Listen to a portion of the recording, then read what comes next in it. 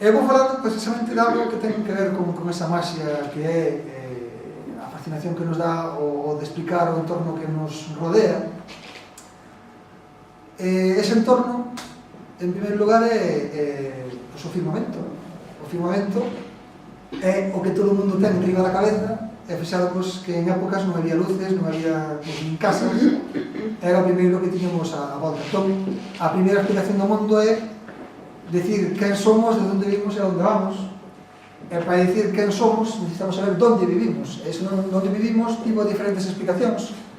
Por exemplo, o máis normal é o que dicía Hecateo de Mileto fai 2500 anos, que basicamente dicía que a Terra é un disco, que é o intuitivo, ¿no? Vemos, hasta onde nos abarca a vista, como estamos no centro, vemos unha especie de disco, e cada un tende a pensar que é o único do mundo, así que o centro está onde estou eu, claro. Entón os gregos decían que era un circulillo rodado de mar, e a Grecia no centro, evidentemente. E de feito a imaxe intuitiva é esa.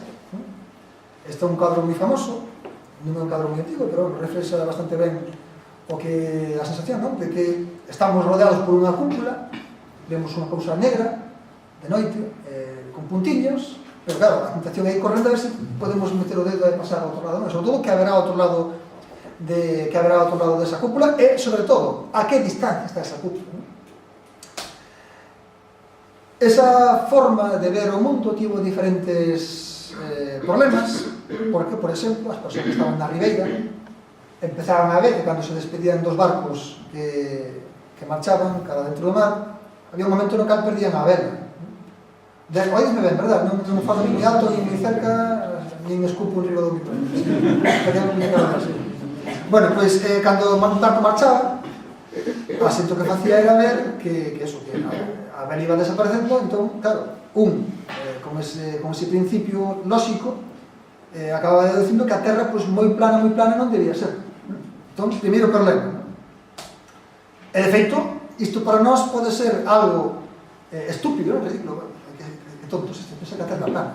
Porque nós vivimos nunha época privilexiada en certo modo, ainda que tampouco hai que pasarse con privilexios, pero unha privilexiada porque temos unha imaxe da Terra que é esa pelota, temos unha imaxe moi formada sobre o que é o espazo, o universo, etc., que nos permite pensar que isto é así, pero claro, se o pensades a veces, decatarse de que un está en riba dunha bola non é moi trivial.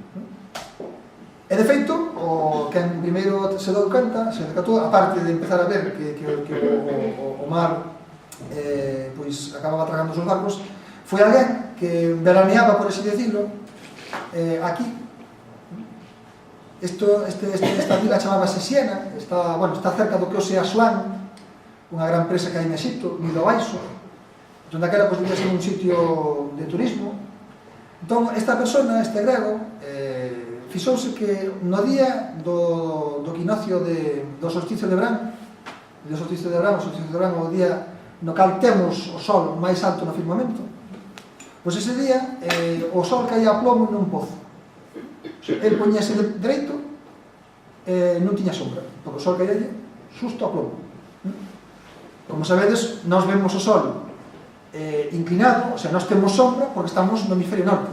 Se nos poñemos a andar cara ao sur, chegará un momento no cal o sol nos dé a plomo, e se seguimos andando cara a baixo, chegará un momento que nos dé por detrás. O sol ten unha posición relativa con respecto a nós que, se non estamos aquí arriba, evidentemente danos de fronte, se empezamos a andar cara a baixo, chegará un momento que nos dé cara a plomo, e se seguimos andando cara na nuca.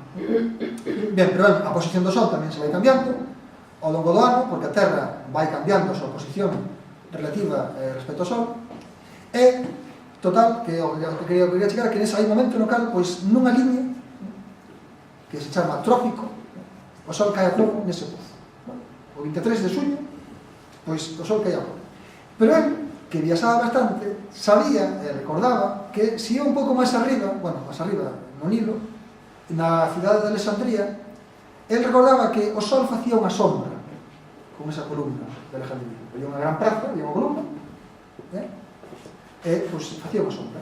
De canto era esa sombra? Esa sombra era de 7,1 graus. Vou explicar aquí. Aquí temos o pozo, Bueno, aquí xa desvelo a persoa que fixo isto, chamábase Eratóstenes, un tipo moi listo. Entón, aquí en Alejandría pois había 7,2 grados de ángulo coa vertical da columna.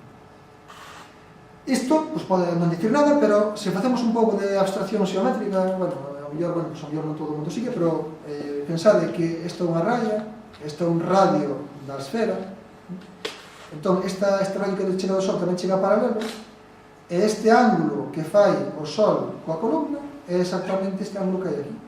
Este ángulo é igual que este ángulo. É dicir, a sombra, o ángulo que fai a sombra coa columna é exactamente o ángulo que separa Siena de Alejandría, mirando desde o centro da esfera. Que ocorre? Que estes 7,2 grados veñen sendo un 50avo de circunferencia. É dicir, Eratóstenes decatouse de que o ángulo que facía a sombra do Sol na columna de Alejandría era un 50avo de arco dunha circunferencia.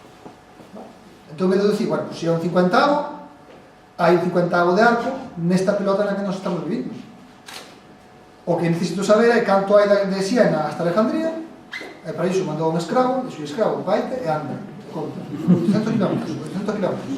Como este 800 km era un 50avo, isto era un quesito, non? Que era un 50avo do total da esfera, por lo tanto deduciu que a Terra medía 40.000 km de circunferencia, que ese é precisamente o tamaño da Terra, vale? O sea, incrível, non? Que un, simplemente mirando para a columna o día que vai de vacacións, que se ter van de joderes, pois un saca canto mide a Terra, o sea, impresionante. Bueno, pois, podese superar isto? Sí que se pode superar, porque podemos pensar, xa que temos o reto de descubrir como de grande é a Terra, podemos pensar como de grande a Lua. Xa, pois parece xa difícil da Terra, pois pensar sobre o da Lua. Como se pode facer? Pois mira, hai unha semana houve un eclipse de Lua. O eclipse de Lua prodúcese cando a Terra se planta diante do Sol e tapa a Lua. E cando iso ocorre, cando a Terra empeza a meterse diante, pois a Lua leva un disco. Ten a sombra da Terra está sobre a Lua. Así é a maneira de ter unha idea e fijarse que como a sombra da Lua é máis grande, a sombra da Terra da Lua é máis grande que a Lua, a Terra é máis grande que a Lua, que tampouco non está claro, o sea, sabese desta maneira, non? Digamos que é unha medida indirecta.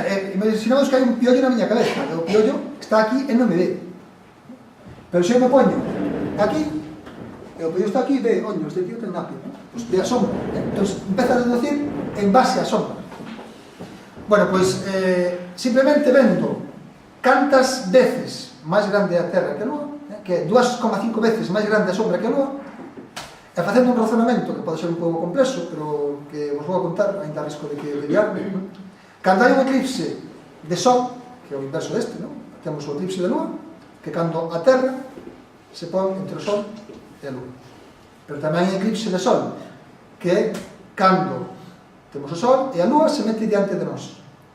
Esta imaxe, que a mellor algún de vos xa viu na televisión, e ainda houve un eclipse de Sol non fai moito, que cando a Lua tapa o disco do Sol perfectamente, non? Unha gran carambola sideral, pero iso é así, non?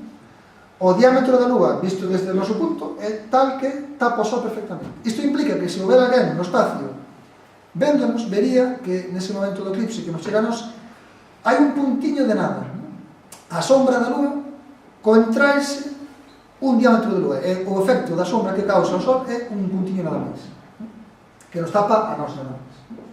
Entón, levando o razonamento ao outro lado, cando a Lua está aquí e a Terra a tapa, pois, pola regla de tres que dixen antes, hai unha contracción por este efecto de sombra, non? Porque os rayos van conversando, contraese un diámetro de Lua, e, por lo tanto, si a sombra da Terra sobre a Lua é 2,5 veces máis grande que a Lua, isto quer dicir que a Terra é 3,5 veces máis grande que a Lua. Bueno, podemos estar un pouco trabalenguas, pero simplemente quedádemos con que, vendo a sombra que fai a Terra na Luna, un señor chamado Aristarco deduciu cal era o tamaño da Luna, unha vez sabido o tamaño da Terra. E, de feito, se botamos as contas, saía este, con eses datos que tivo Aristarco, é un tal aí Parco de Nicea, que colleu os datos que calculara o noso amigo Eratóstenes, sacou que o diámetro da Lúa é de 3.640 km, que é tamén clavado casi o diámetro real. E isto estou falando, queridos amigos, fai algo así como 23 séculos. 23 séculos. Entón, fixademos como simplemente coa potencia do seu razonamento gregos xa empezaron a poñer números ás causas. Tamaño da Terra, non se topan nada, non? Este xente aquí ven da cara, pero non ve... Usted non ve, non? Non ve atrás. Bueno, se tal, pues aparte un pouco. Bien, pois, fixademos, saímos construindo e non necesitamos ningún GPS, non necesitamos ningún satélite. Pois este Aristarco foi máis adiante disso. Pois agora quero saber a que distancia está a Lúa. Porque se sei o tamaño da Lúa, eu podo coller, iba a decir un euro, pero bueno, sería outra moneda, podo coller unha moneda, metela diante da vista, e coa moneda tapar a Lúa. Non sei se me explico. Sería facer un eclipse de Lúa con a moneda. Bueno, podemos facerlo, porque eu podo eclipsar esta bombilla de aí, podo taparla con dedo. Bueno, pois eu pon aquí unha moneda diante da vista hasta que tapa a Lúa. En ese momento prodúcese unha figura xeométrica que son dous triángulos. Para non complicar a xente, é simplemente unha regra de 3. O tamaño da moneda ven sendo o tamaño da Lúa, o diámetro da Lúa, como a distancia do ollo á moneda é a distancia do ollo á Lúa. Isto chamase regra de 3. Creo que, bueno, a ver, que tampouco vamos a ver.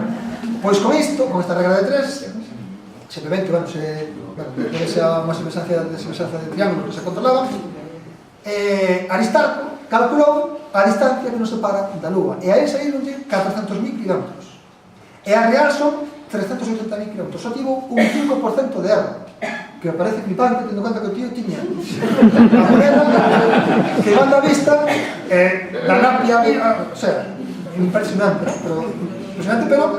pero sobre todo un queda asombrado do talento, da virgaría que fixo este home con unha peseta e coa súa imaginación, non? Pero é que algo máis se pode facer con isto, empezamos a dimensionar, non? Porque a Lúa está colgada no manto do ceo, a Lúa está no firmamento. Entón, claro, o tipo xa lle pon distancia ao firmamento, porque di, esa luna que está aí, pois, está a 400.000 km, xa lle pon unha distancia, non? O sea, o tipo xa empezou a superar barreiras, pero que dixo máis, bueno, pois, agora quero saber onde está o Sol. Por qué? Porque o tipo era moi cuco, e o que se decatou foi, cando a luna está diante do Sol, a luna tapa perfectamente o Sol, como cando fago coa peseta.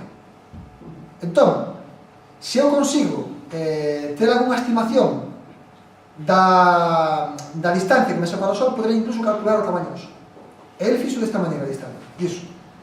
Cando a luna está na mitad, está en cuarto creciente, en cuarto menguante, isto é porque o Sol lle alumea a mitad da cara, bueno, alumea a mitad sempre da Lúa, pero nós vemos solamente a mitad. A Lúa vai cambiando de fase, porque a Lúa vai se movendo, entonces nós vemos solamente a mesma cara sempre, pero sempre está a mitad iluminada. Se nós vemos cuarto creciente ou cuarto menguante é porque está nesta posición. Nós vemos parte da cara oscura, parte da cara blanca. Cando está, por exemplo, aquí, detrás, entón cando vemos a Lúa chea, porque lle dá o Sol de frente, nós vemos desde aquí, vemos de noite por aquí.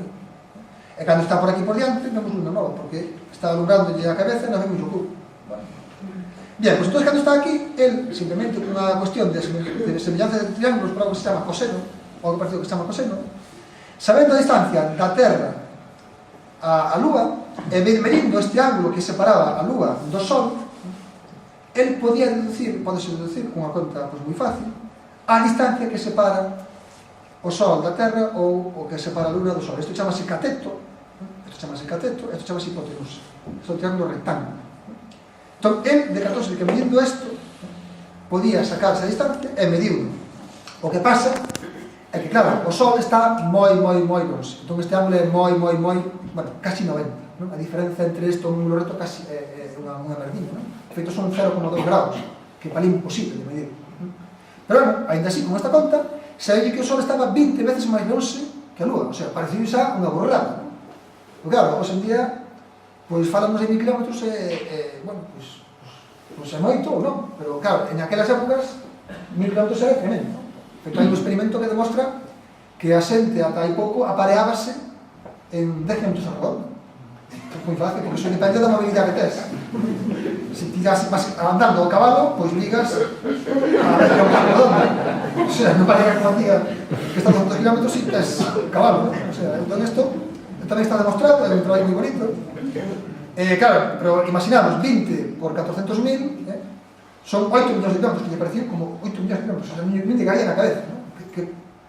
Entón, bueno, pues asustó o mínimo, e cando ves a vida distancia, calculou que como había 20 veces a distancia a Lúa, o Sol tiña que ser 20 veces máis grande pola regla de 3 antes que facíamos a visita. Entón, a distancia, siglo II a.C., siglo III a.C., xa calculou tamaño da Lúa, distancia a Lúa, atreviuse coa distancia ao Sol e atreviuse co tamaño do Sol. O sea, increíble, non? Fijaremos, novamente, quero salientar que todo isto solo coa súa imaginación é unha peseta, ou pouco que fose. Bueno, que pasa? Que a distancia ao Sol é complicada.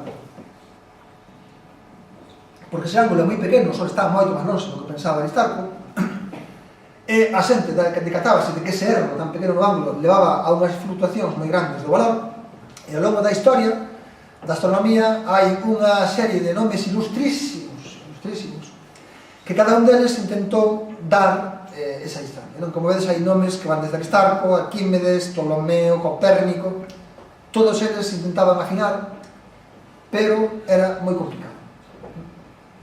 Bien, pois o problema non tiña que ser solución ata que chegou este señor, que se chamaba Kepler, Johannes Kepler.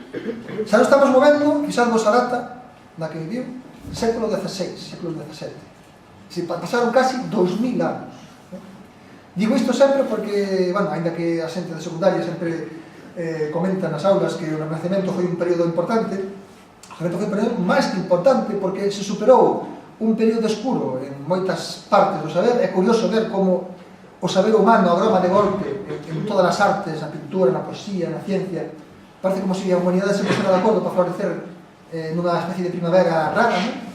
E pois no Renacemento ocorreu, e puseronse en dúbida moitas cousas, e Kepler empezou a estudar e a poñer en cuestión o modelo que había naquela, que era que a Terra estaba no centro e todo daba voltas. Entón, ele, bueno, pues, como outra persona chamada Copérnico, empezou a poñerse en dúbida, empezaron a deseñar a súa imaxe do mundo, e Kepler, despois dun traballo inmenso, por certo, un dos que invitei fai pouco, chamase Roger Penrose, que foi compañero de Stephen Hawking, para facer unhas cuentas. Penrose comentaba que ele intentou facer, isto xa é outra cousa, gustaballe articular todo o seu conocimento do mundo en base a polígonos, e ele intentou cubrir unha superficie con polígonos irregulares, cousa que non pudo, e este Penrose é a primeira persona na historia que o conseguiu.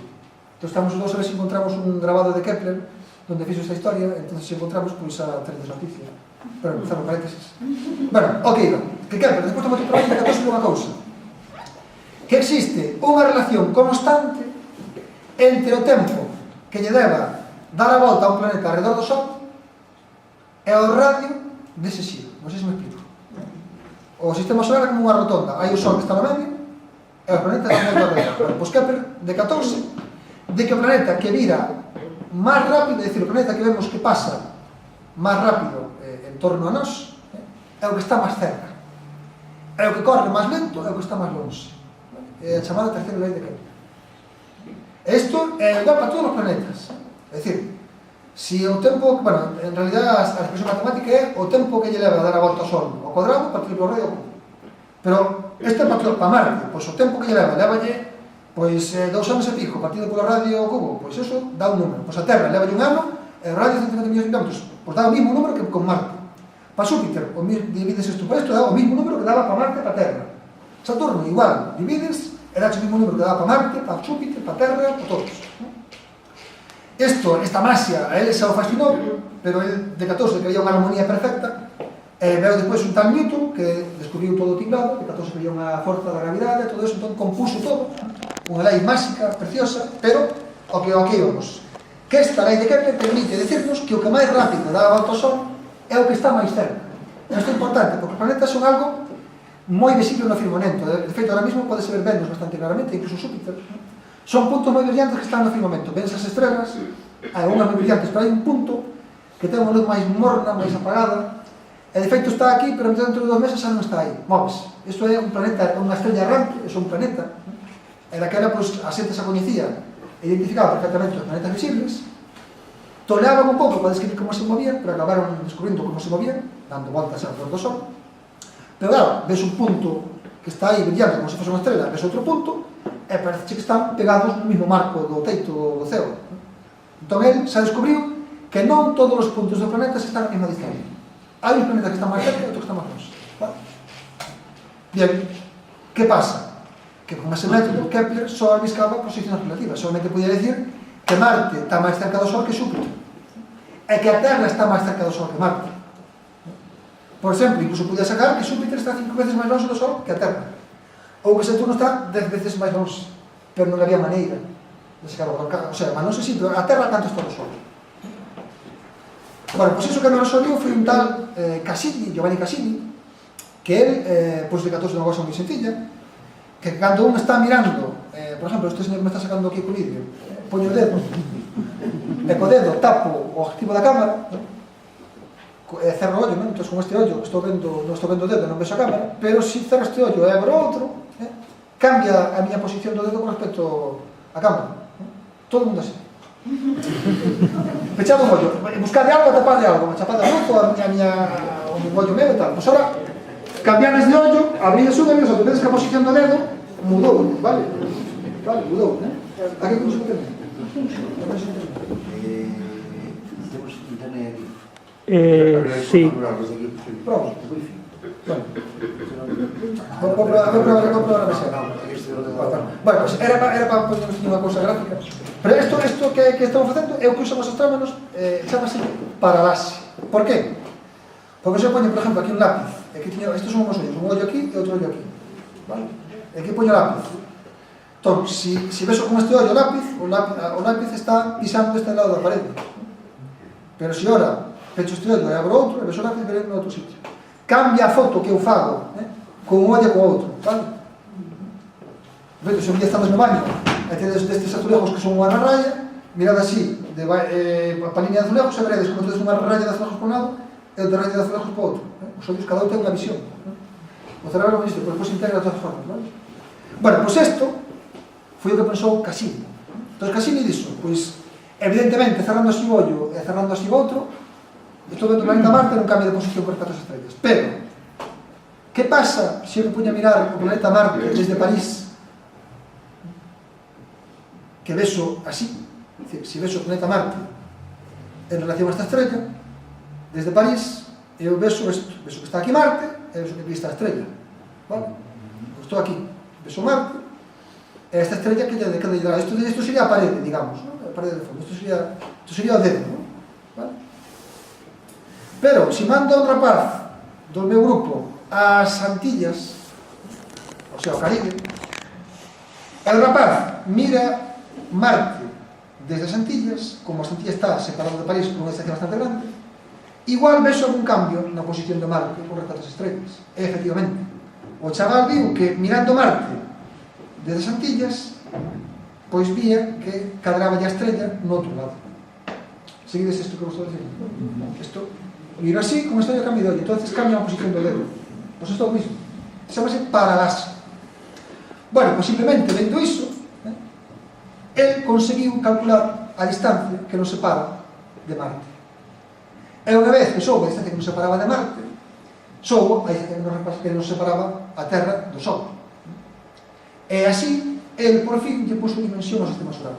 Bueno, obtivo que o Sol está na Terra a 140 millones de kilómetros, en realidad está a 150, pero é un gran éxito arriba, porque está moi parecida. Unha vez que sabía toda unha vía do planeta, xa podía saber as cousas máis, por a lei de Kepler, ¿no? Porque xa sabía cantas veces estaban uns un do outro. Entón, Cassini dimensionou o sistema solar. Depois veo un tal Halley, que o sona porque hai un cometa que dá o seu nome, que fixo máis fino, porque el puso un rapaz casi no polo sur, outro casi no polo norte, e mirou o momento no que pasaba o planeta Venus por diante do Sol. Entonces, o planeta Venus, cando a veces que se mete dentro do Sol, e se un mira desde aquí, pois ve que o planeta Venus pasa por aquí, e se un mira de abaixo, ve que pasa por abaixo. Entón, esta distancia tamén se permite facer a mesma conta. Entón, con estas medidas precisas, pois, podemos saber que a distancia Terra-Sol eran 150 millóns de kilómetros, que é un montón de distancia. E unha vez que se fixo iso, tamén se pudo sacar o tamaño do Sol, que o pobre Aristarco se leille 20 veces máis grande que a Luna. Claro, o pobre, pois que iba a decir, pero en realidad o Sol é 23.500 veces máis grande que a Terra. Pois moito máis do que pensaba calquera. E que de feito, vou dicirvos, se xa 1000 km é moito para unha persona daquela época, imaginadvos 150 millóns de kilómetros, non? Distancias increíbles, non? O sea, o que pasa que, bueno, pois hai un chofer que anda 1 millón de kilómetros na súa vida. Iso sona, non? O que fai, iso canta 1 millón de kilómetros, non? Bueno, pois vale. Pero vamos, que naquela época é outra cosa, se coñecen coa cabeza nesa xente, non? Entón, fijámonos que na época de Halley, século XVII, xa se coñece o tamaño do sistema solar. Un tamaño astronómico, non? O sea, nunca mellor dito astronómico. Millóns, centos de millóns de kilómetros. Pero claro, sempre hai alguén que ven a superar e di, bueno, pues agora xa que temos metas, que pasa coas estrelas? Pois vamos, a chufar o ollo outra vez. Poñes un en París a mirar unha estrella que tiña así pinta boa, non? Para que alumbraba ben. Pois nada, mando outro tío a Guayana, pois nada, a estrella non se movía do sitio, non? As outras iguales.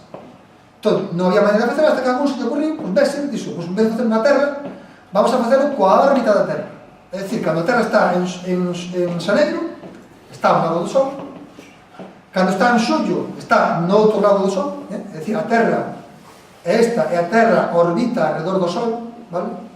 Este é o Sol, esta é a Terra dá voltas alrededor do Sol. Entón, lévanos un ano dar unha volta completa. Entón, en medio ano estamos no outro lado. Está claro? Está aquí? Bien, pois entonces o que propuso este señor chamado Bessa dixo, pois vamos a mirar a estrela cando estamos en xaneiro e vemos que pinta ten con respecto ás estrelas que están aquí no fondo, e cando este en xullo, pois a mirar a ver se hai algún cambio. Entón, basicamente, consistiuse en facer fotos, bueno, fotos ou imaxes ou mapas de como era o ceo en xullo e como era o ceo en xullo, e comparar, a ver se hai unha diferencia. Entón, encontraron que nunha estrela que se chama Cygnus 61, que está na constelación do Cisne, había un desplazamento de 5,2 segundos de arco, que é unha merda. Pero para decirnos, vamos a decir o que é iso.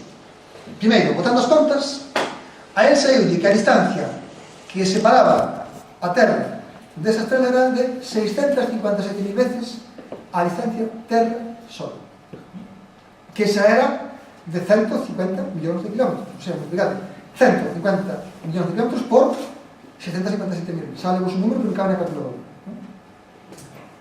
De feito, son distancias que son grandes incluso que a luz. É que xa se viu unha necesidade de ter que reformular a maneira de medir as distancias. Empezou a definir o que se chamaba ano-luz.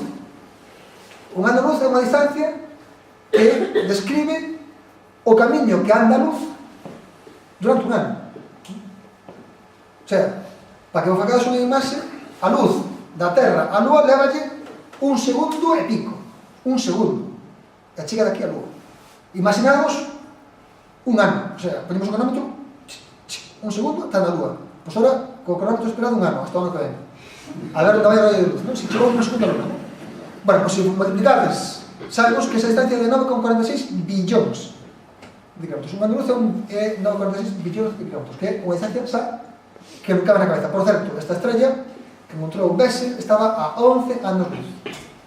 Para que vos fagades unha idea da dificultade de medir ese ángulo, porque ele mediu 5,2 segundos de arco, digamos que unha circunferencia ten 360 grados, un ángulo rectángulo ten 90 grados, o sea, a 90ª parte desto é un grado. Un grado podese dividir en 60 minutos, o sea, que o grado, que xa non se veía nin a raya aquí, habría que dividirlo en 60 cachos, e un minuto serían 60 segundos, o sea, que habría que dividir por 60, ese ángulo que non é nada, pois fico que mediu este tipo. Que basicamente é como medir unha moneda de 2 centímetros a 14 kilómetros. Que Viga de aquí a 14 kilómetros, quizá. Bayona? Vigo. Bueno, pois tenías unha moneda dun euro en Vigo, e a ver que antempou a ver a moneda en Vigo. Bien, de feito, bueno, podo definir unha distancia que é o parse, que non vou entrar a detalles, ¿no? Bien, pois xa chegamos, despois deste camiño histórico entre gregos e renacentistas e etapa máis moderna, a principios do século XX. Entón a xente, pois o que fixo, a partir dese momento foi empezar a sacar fotos de toda canta estrela había, toda canta estrela era sospeitosa de estar cerca. Pero claro, desa maneira, como sabemos tan pequenos, a principios do século XX só se coñecían as distancias a unhas 100 estrelas e con moitísimo traballo. É dicir, a distancia que nos separa do firmamento a principios do século XX era moi escaso. Sabíase no planeta, porque claro, parecía que estábamos co camiño bo, non? Pois, despois dun parón de casi 2 milenios, empezamos a descubrir a que distancia están os planetas, que distancia nos separa exactamente do Sol, dimensionamos o sistema solar, pero claro, chegamos ás estrelas, carallo, está máis nós. Entón, hai que pelexar, hai que ver como medimos. Pois este encontrado de irse de xaneiro a xuño, sí, pois empezamos, pois non funciona. Empezou a haber un parón, entón unha frustración. Hasta que unha rapaza pensou unha idea moi bonita, que é pensar en como brillen as cousas. Isto que está pintado aquí é unha bombilla. Entón, a bombilla emite unha luz que se pode medir.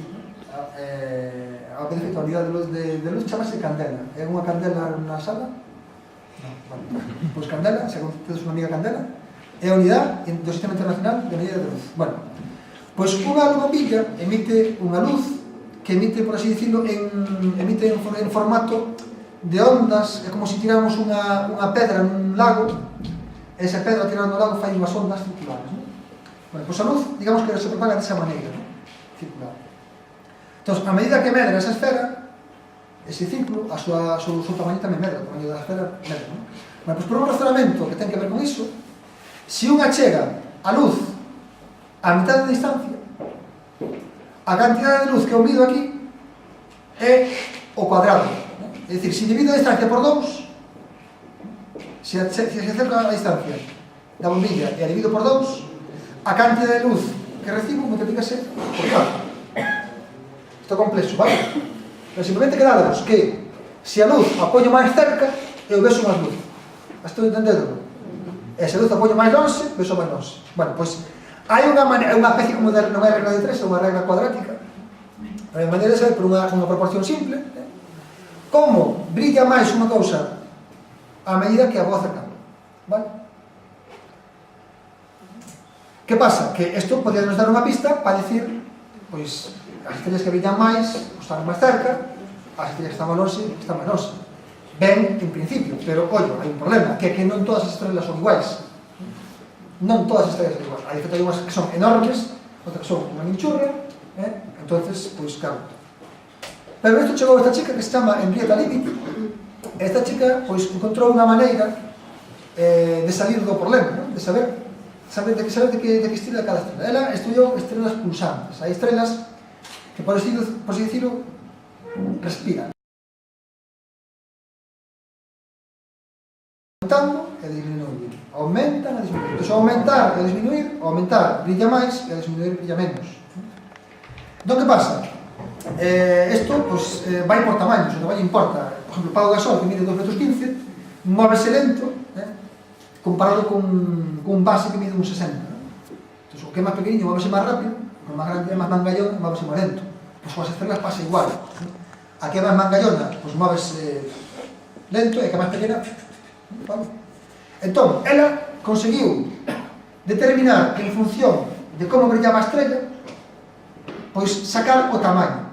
E sobre todo chegou a unha conclusión importante, que se unhas estrellas brillan igual de rápido, é que son igual de grandes, e por tanto brillan igual.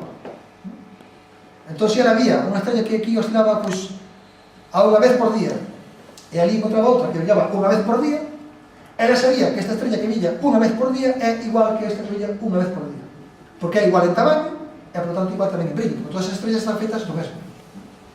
Se hai unha que brilla unha vez cada semana e outra brilla ali unha vez cada semana, pois esa da semana e esta semana son iguales, pero son distintas destas. Entón, ela o que fixo basicamente foi aillar alguna desas estrelas, encontrar alguna desas estrelas nas zonas nas que había unha estrela a que sí se coñecía a distancia. É dicir, encontraba unha que estaba brillando e dicía, pois esta está facendo isto de ir a xaneiro a xullo, pois podo medir a distancia. Entón, encontrou algunhas delas que pudo medir. E simplemente, vendo como se movía máis rápido ou máis lento, pudo sacar cantas veces máis brillante era a que oscilaba nunha semana con respecto ao que oscilaba no día. Porque a que máis grande tiña que brillar máis que a que oscilaba máis rápido. Seguideme hasta aquí? É dicir, ela encontrou candelas, encontrou bombillas de referencia no firmamento. E unha vez que tiña bombillas de referencia, xa pudo medir distancias. Porque se encontraba,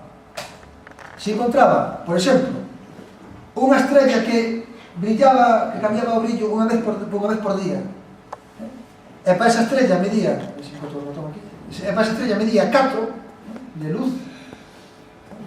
Se ora en outro sitio do firmamento encontraba unha estrella que tamén brillaba, cambiaba unha vez por día, pero que alumbraba pois 4 veces menos, ela sabía que esa estaba ao doble de distancia. Bueno, acá todas unha cara de póker, te cagas. Pero bueno, basicamente é que ela encontrou pois a mesma bombilla e decía, pois esta bombilla é igual que esta. Ela sabe que esta bombilla é igual que esta, porque esta bombilla máis esta parpadean coa mesma frecuencia. Entón, ela sabe que son iguales. Pero ve que unha brilla 4 veces máis que a outra. Entón, como brilla 4 veces máis que a outra, unha está ao doble de distancia da outra. Entón, vendo o brillo, e sobre todo sabendo que son a mesma bombilla, porque eso é clave, é un pouco o éxito dela, sabendo que a bombilla é a mesma, comparando as luces, saca as distancias. E así, esta chica fixo unha auténtica revolución. Que pasa? Que era unha época na que a muller estaba bastante jodida, porque a muller, pois, bueno, a medida da civilización mide polo firmamento, pero tamén se mide pola conquista dos dereitos da muller. A muller no último século avanzou bastante, porque, por exemplo, fai 70 anos non se podía votar na maioría dos países de Europa a mulleres. Fijaros, eu que tampouco son tan bello, eu nací nunha época na cal unha muller tiña que ir con o marido a abrir unha conta banco. Entonces, pois isto, ainda que afortunadamente, hai moito que loitar, hai moito que progresar nos avances nas conquistas sociales, esa é unha medida da civilización, por certo, iso pode ser nos físicos, medimos todo, e hai algunos físicos que miden o avance da civilización medindo a igualdade de oportunidades de homens e mulleres e a igualdade de oportunidades profesionais de homens e mulleres e a paridade absoluta que non existe ainda neste mundo, pero imos cada vez. Pero bueno, se agora, pois, hai queixas, hai 40 anos hai queixas, pois hai un século, bueno, fai un milenio xa non se digo, non? Pero vamos, fai un século había moitas queixas e de feito, as mulleres eran usadas como calculadoras para grandes científicos. É dicir, había un jefe que tiña un observatorio e tiña rapazas que botaban contas, pero as rapazas estaban ali, pois para barrer e para botar contas. Pero claro, esta que era unha lista, pois, encontrou e o xefe dixo, carajo, isto que era, publicou non co seu nome. A pobre da muller non o publicou, pero o tipo debe dar un pouco de reparo e dixo, bueno, pues, engañido ao final unha frase. Este traballo foi preparado por experiencia libre. Bueno, total, que gracias ao traballo deste tipo, pero bueno, que en realidad que xa era ela, os físicos puideron poñerlles a tamaño a Vía Láctea. Porque se puderon ir buscando estrellas que parpadeaban no ceo e coa tabla que esta muller fixera para comparar, xa puderon sacar as distancias. Esas eran distancias astronómicas, novamente, porque saía que o tamaño da Vía Láctea era de 100.000 anos luz, que é unha borrada de tamaño, porque se os tipos aflipaban con millóns de kilómetros, imaginademos o que é un ano luz, que recordad, clic, clic, chegou a luz, a lúa. Nos ahora facede clic, o ano que ven volvemos aquí, e paramos o cronómetro e empezamos con esta rayo de luz. Bueno, pois iso, 100.000 anos, o rayo de luz. O sea, imaginademos a distancia que pode recorrer. E, pois, a Vía Láctea quedou xa descrita no 1918. Parece que a Vía Láctea é algo moi familiar, parece que a Vía Láctea é algo pois que o temos todos os días dentro das narices, pero ata non fai 15 anos descoñecíamos o que era a Vía Láctea. Pero claro, a Vía Láctea non é toda. A Vía Láctea, se miradas para arriba un día claro, é unha especie de zona moi concentrada con estrelas, é unha especie como de camiño blanco, bueno, hoxe en día con tanto alumbrado. Sempre aquí alguén que sea concelleiro ou amigo do alcalde, por favor, que os alcaldes apaguen farolas. É un gran problema para a observación, é unha gran contaminación. Aparte de ser un gasto enorme, é un problema. Bueno, que vos impide mirar o firmamento, mirar esa Vía Láctea, pero a Vía Láctea vedes que pasa por unha zona e hai outras cousas ao lado. Entón, entre esas cousas que se ven por aí adiante, hai algún borrón que hai que ter unha vista para ver. De feito, os árabes, como non tiñan farolas, pois podían ver eses borróns. E un tal Sufi, pois, sabiu que había unha pequena nube cerca dunha zona que se coñecida como Magallanes, a nube de Magallanes. E cando, pois, máis adiante na historia, sabe telescopios bonitos, e empezaban a meter unha foto ao telescopio, vían que tiña unha estructura como espiral, Entonces a xente empezou a dicir, bueno, isto que é un cacho unha cosa que rompiu, e son uns cascotes que están dando voltas por aí, e gas. Entón a xente empezou incluso a dicir que, bueno, pues a mellor é outro universo, outra galaxia, ou así, unha cosa como esa. A xente se decía que, bueno, non toledes, porque ningún investigador competente pode soster que exista unha nebulosa que sexa un sistema estelar de rango comparable a Vía Láctea. É dicir, a xente non hai ningún século pensaba que a Vía Láctea era casi toda a galaxia. A Vía Láctea era un sistema estelar no que estaba todo o universo metido, porque era as estrelas, vimos 100.000 anos luz, que carallo pode ver máis longe? O sea, é imposible. É dicir, claro, o sea, como ese tamaño, que está todo, non se pode ir máis aló, porque aí desaparece, non? Este pues serán, pues eso, cosas que hai por aí flotando, pero que serán da Vía Láctea, porque, bueno, miramos para aquí, pero vamos, está máis ou menos no radio da Vía Láctea. Entón, fixados, a finales do século XIX, ninguén se aventuraba a iso. Pero, nestas aparece este señor da pipa, que se chama Edwin Hubble. Entón, Edwin Hubble, un día, pois o telescopio encontrou que aquí unha cousa brillaba. Pim, pam, unha estrela variable, non? E dixo, ajá, estrela que varía? Pois o que fixo a rapaza esta, varía tanto, pois entonces ten que brillar tanto, e miro as tablas a ver a que distancia está, non? Porque unha vez que sei como oscila, sei canto brilla, e unha vez que sei canto brilla, comparo con outra cousa que sei a distancia que está, e sei canto brilla, e esa a distancia. Entón, bota contas, e saille que está a 1 millón de anos luz. Ollo, 1 millón de anos luz. E, se volvemos para atrás, lembramos que a Vía Láctea tiña 100.000 anos luz de tamaño, dun lado a outro. Entón, se isto mide 100.000 de arriba a baixo, este tío acaba de sacar 1 millón, pois 1 millón é máis que 100.000. Entón, lle veo o detalle, temos un problema, que esta cousa está fora da habitación. Se tenemos que a habitación, o universo de toda esta habitación, que mide, pois, ao mellor sei, 15 metros, e me sale algo que está a 1 kilómetro, teño un problema. Hai máis vida fora desta habitación. Entón o tipo dixo, señores, pois está claro que non está na Vía Láctea, está claro que iso é unha galaxia como nosa. E a xente alucinando. Pero despois de facer varias medidas outras persoas, independentemente, chegan a unha conclusión de que efectivamente eso era algo que estaba fora da Vía Láctea, e polo tamaño e pola distancia que estaba, tiña que ser algo tan grande como a Vía Láctea. E de feito, con medidas máis precisas, sacaron que eran 2,5 millóns de anos luz. Pode parecer que se equivocou moito de 1 millón a 2,5 millóns, sí, pero o orden de magnitud, que é o que reventou todo o tinglado, xa valiu para que era unha revolución. Isto era o ano 1923. Miña tía nació en 1931. Cando nació miña tía, a raza humana ainda non sabía que había outras galaxias. Digo isto porque vemos películas de ciencia ficción, viaxes extragalácticos, e tal, entón parece que esa idea da galaxia é de fai 500 anos. Pois non. Non é nin de fai uns 100 anos. Un avó vosso, un bisavó, cando nació, ainda non se sabía que había outras galaxias. E vou, creo que decir, se acabamos facendo un percorrido histórico, e vou que saibades contextualizar en que punto da historia estamos. Bueno, pois efectivamente, con millóns de fotos, vese que, evidentemente, Andrómeda é unha galaxia como a nosa. Pero é que Hubble empezou a mirar máis adiante e viu máis borróns. E dixo, carajo, pois hai máis galaxias. Non é que hai unha sola, non é que hai un mogollón. Isto é unha masa de campo profundo onde cada punto deste é unha galaxia. Entonces, empezou como unha crise de sentirte nada, porque claro, se antes estabas ancho, porque, bueno, a Terra, pois mira, pois sí, 40.000, pero mira, non sei, eu mido 1,80 m tantos, pois, joder, pois, bueno, estamos en escala, pero claro, empezas a medrar, e ti empezas a empequenecer. Entón empezas a verte, pois, un punto, non? Ou empezas a verte menos que un punto. Entón empeza esa cura de humildade de que, pois, o universo é moi grande para nós, non? E empeza o problema tamén, como non, de medir a que distancia están esas galaxias, claro. Porque, evidentemente, a da Andrómeda está moi cerquiña, pero algunhas de por aquí xa non tanto cerquiña. Xa non hai estrella que brille, que cambie, porque aí xa non ves nin a estrella, non ves nin, a veces nin a ningún punto da galaxia. Entonces, Hubble decatouse de unha cousa, que cando vai, por exemplo, nun tren, ou cando vai nun coche, por exemplo, por aquí, por a rúa esta de Gondomar, como se chama, a avenida, que está... Campo da Feira. Campo da Feira, despois no Campo da Feira, e na rotonda esa que non pesa rotonda, e vexe un coche pitando, como me veo a mí cando din a curva mal, pois ves que ven, piiii, vale, fai isto, acércase, cando se acerca, pois o sonido máis agudo, piiii, e cando vai, pois chama ese efecto Doppler. É que cando unha cousa corre, emite un sonido, Pois na dirección na que vai o sonido, as ondas apretanse, non? Porque o tren vai detrás das ondas, entonces fallan máis pequenas, corre casi que a pisa, non? E por detrás vai escapando onda. Entón a onda non se oye igual por detrás que por diante. Bueno, como o coche. Bueno, pois con luz pasa igual.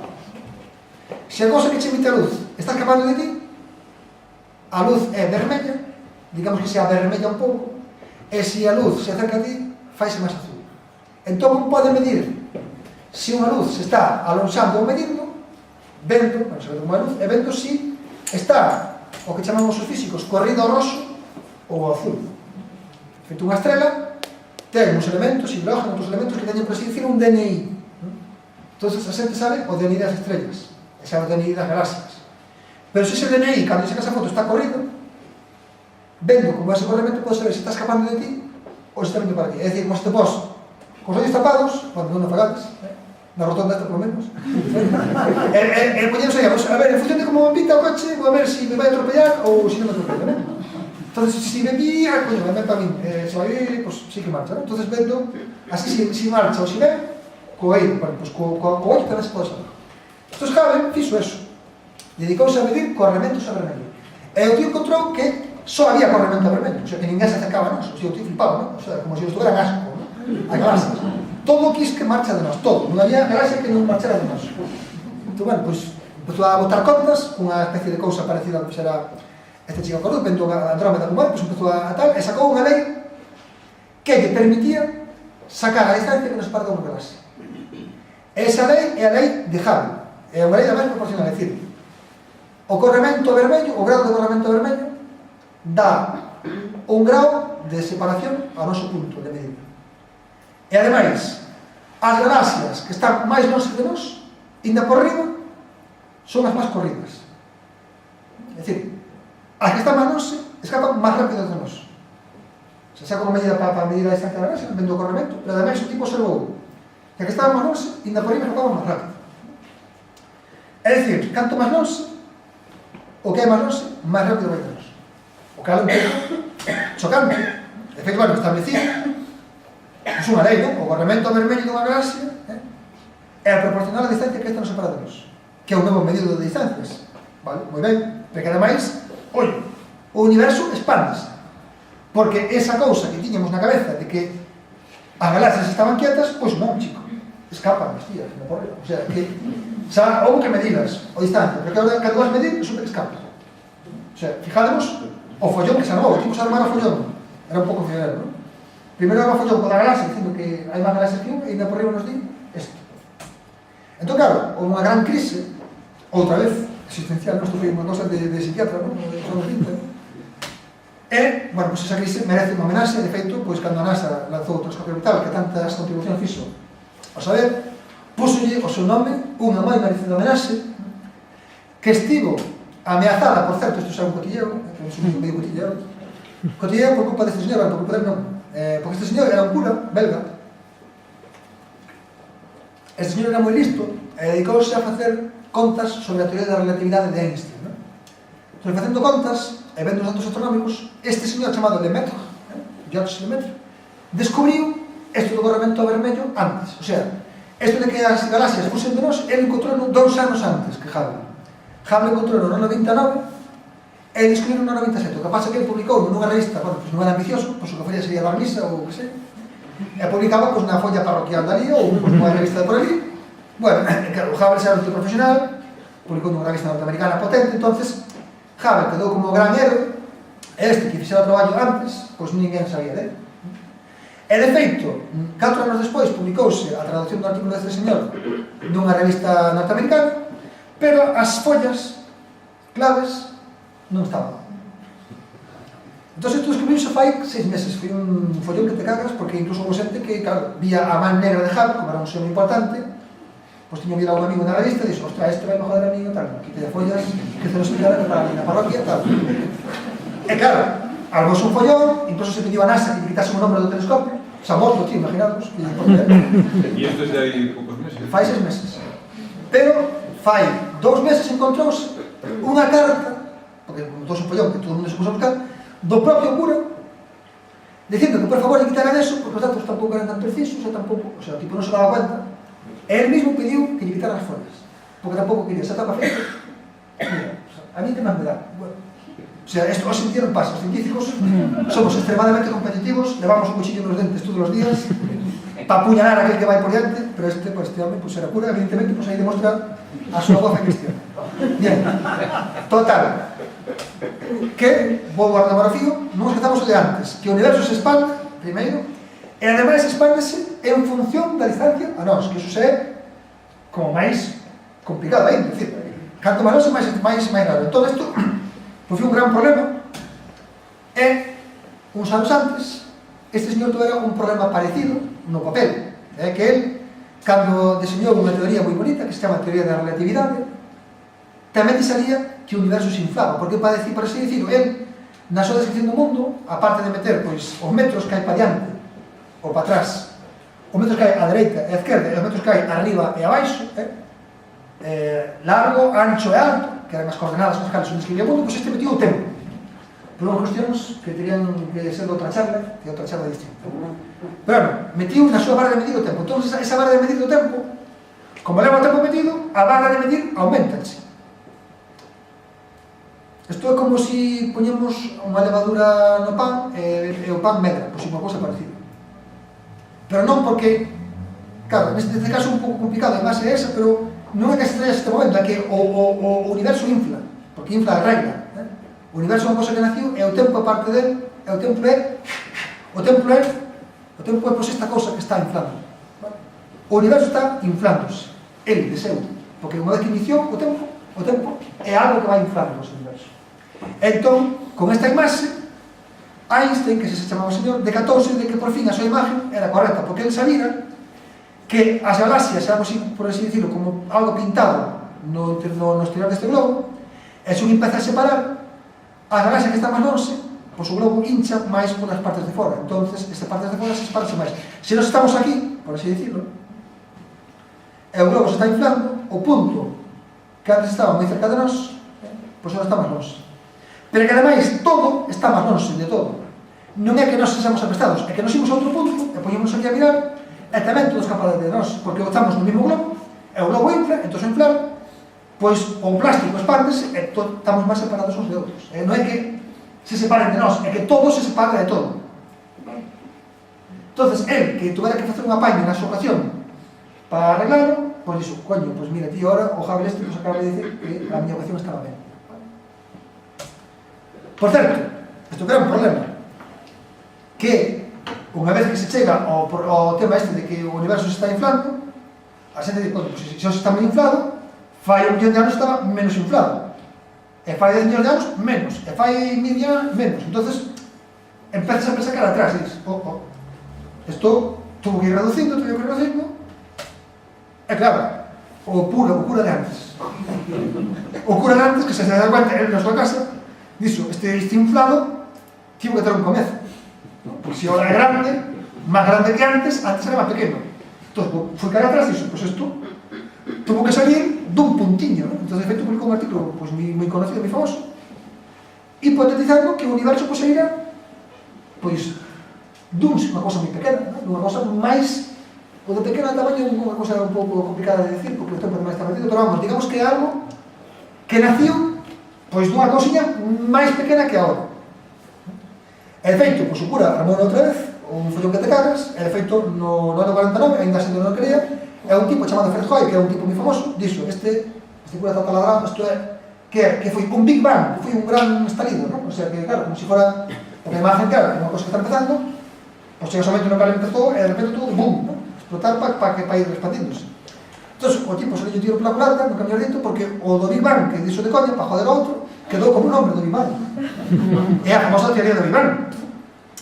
E de feito, houve un problema, que a teoría da relatividade de Einstein, que de certo modo describía o universo, tiña un problema, porque cando un vai describindo o universo co tamaño que ten, ainda ben, pero cando chega a un punto, en un punto non se pode... É como se queres facer unha casa, pois nunha baldosa, non podes facer a casa porque non tens baldosa, non? Entón había un problema. Entón, ese problema na relatividade resolviu un científico británico que se chama Stephen Hawking, nos anos 60. Entón, unha vez que Stephen Hawking resolviu este problema, xa quedou todo o mundo tranquilo, porque resolviu que a teoría da relatividade xeral podía perfectamente ser compatible con esa imaxe. Co cal, o Big Bang é unha teoría aceptada. Por certo, estou no Café de Finisterre, cerca da miña casa, son de Valle, que me invitei un día a dar unha volta, e gostei moito Finisterre. Moi procedes, por certo. Bueno, este artículo que fixo co seu colega Penrose, que estivo fai unhas 15 días aquí, vale? Que, por certo, bueno, acaba de cumpleanos o 8 de xaneiro, cumple 70 anos. Cando se cumple 70 anos, os científicos de gran nombre fan unha cea tremenda, bueno, tremenda, o sea, como unha boda ou así. E vin invitou no Trinity College da Universidade de Cambridge, que é a cosa máis pija pois de marketing que pode haber. Hai que ir de frac con estilo inglés de protocolo e a ver que hai. Bueno, digo isto porque o seu compañero Roger Penrose foi o premio Fonseca, que está organizado por Soabeiro desto que eu fago, do Premio Conciencia. Foi unha experiencia interesante. De feito, ele agora incluso di que hai universos anteriores a este, pero eso é demasiado profundo, así que vamos a saltar. Bueno, ao que estábamos, que gracias a Hawking, a idea do Big Bang foi aceptada. Estés onde estés. Perdón, é aceptada porque cumples a lei de... É aceptada A lei de Einstein é... porque a relatividade, que hai que describir eso, encaixa con isto. Además, porque ves que infla, entón, foi para baixo, e o problema que había de construir, pues, este resolviu, entón, esa está. Pero claro, canto inflou? Pois inflou, canto leva dicando? Pois un pode sacar eso tamén. 13.700 millóns de anos. Isto é simplemente por un ruido que se saca, un ruido electromagnético que se chama radiación de fondo, que encontraron dous enxeñeiros que estaban asustando unhas antenas e pensaban que era merda de paloma, foron para a merda de paloma, seguía estando aí, e encontraron que era un ruido de fondo, e vendo simplemente como é a radiación esa de fondo, pois encontrouse isto. 13.700 millóns de anos. Esa é a edad do universo. E ademais, en certo modo de xeito, algo parecido ao seu tamaño. Bueno, o tamaño que podemos observar. Porque estamos aquí no punto, podemos chegar a 13.700 millóns de anos. Para ali e para aquí. E iso, en certo modo, a distancia máxima do noso universo. Agora ben, parece que estamos a historia xa finalizada, somos o emprego del mundo, as mulleres son iguales aos homes, casi, xa poden votar, estamos, non. Porque, cando estamos no momento no cal se describe todo o mundo, de feito, Antonte marchou un físico moi importante, que foi nos que creou o chamado modelo estándar, que describe pues, todas as partículas existentes. Resulta que alguén encontrou que había unha materia, máis materia da que sería, é dicir, cando uns físicos medimos a materia que hai nun sitio, vendo a atracción gravitatoria que teñen no seu entorno. Pero alguén, con medidas que fixo, pois vía que había unha cousa que giraba, pero giraba dunha maneira que non correspondía coa estrella que teña ali cerca. O sea, había como se fora un peso moito máis grande, pero que non se vía. E iso, facendo contas e facendo observacións, encontrouse que había moita materia que pesaba, porque daba efecto gravitatorio, pero non se vía. Entón, iso chamou materia escura. O nombre de original non é, pero repito que é materia escura. Pero que ademais fixamos, houve unha xente que fai, no ano 98, fai 13 anos, encontrou que o Hubble, recordades, que encontraba que o universo se expandía, que se flipou, pois, bueno, encontramos o de novo, de que estes tres tipos, por certo, como este vou estar na cena esta de Hawking, vou estar con este. Bueno, pois este máis outros dous encontraron que o universo non só se expande, senón que se expande cada vez máis rápido e cada vez acelera. O sea, ya lo que máis, non? O sea, pillamos o tema, que dá aquí unha volta, Hubble encontrou que o universo se expande. E o que estamos nós expándese máis rápido. Pero agora este encontra que expándese máis rápido, pero cada vez máis rápido. O sea, cada vez escapa, pero acelera cada vez máis. Co cal, dice, pero que pasa? A imagen que había era que, bueno, a imagen de que unha bomba que explota, os cachos van separando, vamos, van a velocidade que sea. Pero que a bomba explota e os cachos van por aquí e cada vez van máis rápido, pois non encaixa. Que está empujando isto? Pois unha enerxía, claro, evidentemente, algo ten que pasar. Que enerxía? Non sabemos.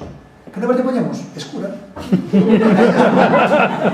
Entón, isto é importante porque personas como este señor que se chama Sheldon Glashow, que axudou a construir a nosa explicación do mundo, explica que a nosa masa que vemos non é o 73% do universo que é enerxía oscura, o 83% do universo que é materia oscura, non. O que nós somos, as cosas normales, é só o 4%. Entón, se algún se frotaba as manos dicindo que se explicamos todo, tranquilos, a materia que nós vemos coñecemos, tocamos a materia da que nós estamos feitos é só o 4% do universo.